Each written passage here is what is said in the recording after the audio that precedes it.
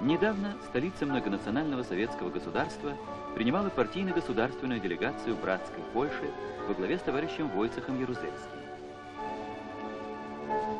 Прошло 3 месяца. В Москву по приглашению Верховного Совета СССР с официальным дружественным визитом прибыла делегация Сейма Польской Народной Республики во главе с маршалом Сейма Станиславом Гуцвой.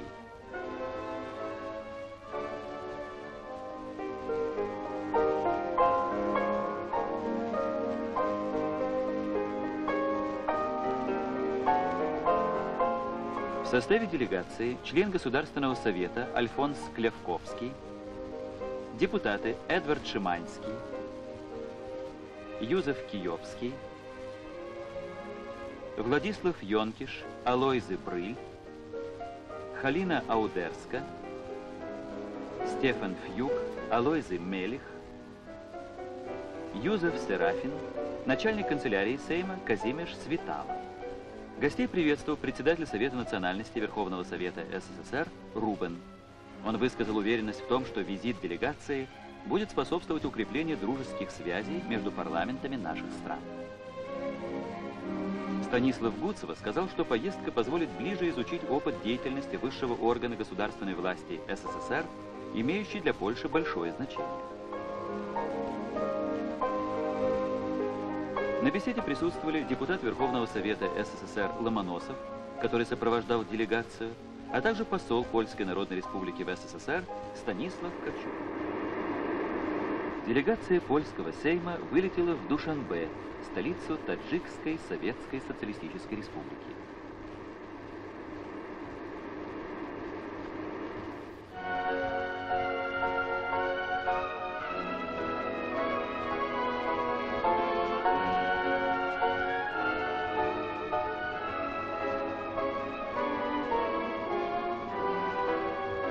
Председатель Президиума Верховного Совета Республики Холод рассказал, что Таджикистан относился к числу отсталых окраин царской России. За годы советской власти этот горный край превратился в цветущую республику с современной промышленностью, крупным механизированным сельскохозяйственным производством, передовой наукой, высокой культурой.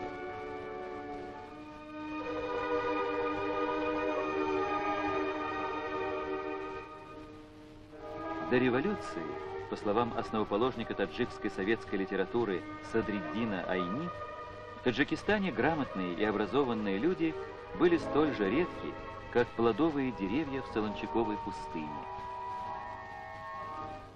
В этом доме жил и работал лауреат Ленинской премии, герой социалистического труда Мирзо Турсунзаде, известный поэт и общественный деятель. Его перу принадлежат эти гордые строки: «Я клянусь тебе, партия, быть незапятнанно чистым, быть всегда коммунистом, всегда и везде коммунистом, чтоб цвело мое сердце, подобно таджикским долинам, чтоб с преградами споря летело полетом орлиным». Одна из площадей города названа именем храброго сына польского народа Чеслава Путовского. В годы борьбы за советскую власть в Таджикистане чекист Путовский, соратник Дзержинского, руководил разгромом басмачества.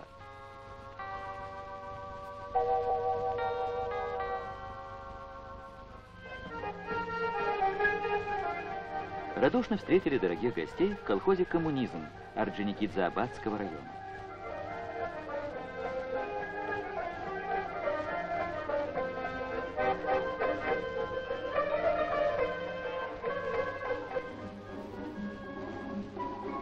Председатель колхоза Кинжаев рассказал, что овощные культуры приносят хозяйству миллионный доход.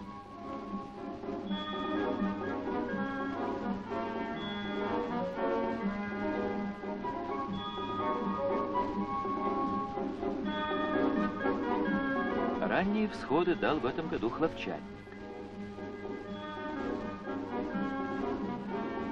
Разговор об этой ценнейшей культуре был продолжен у стендов выставки достижений народного хозяйства Таджикской ССР. Производство хлопка-сырца в республике превысило 800 тысяч тонн в год.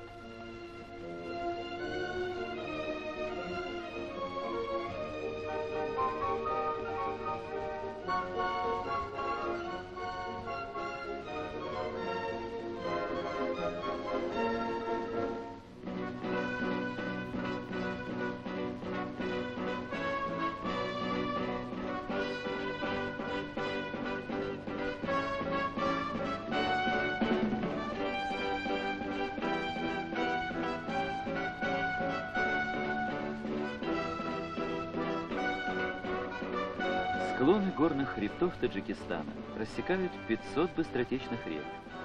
На реке Вахш, гордость энергетической промышленности республики, гигантская Нурекская ГЭС.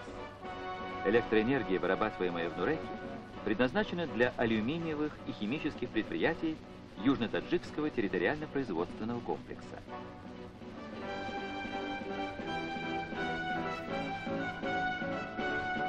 Трехсотметровая плотина ГЭС образовала водохранилище объемом в 10,5 миллиардов кубометров.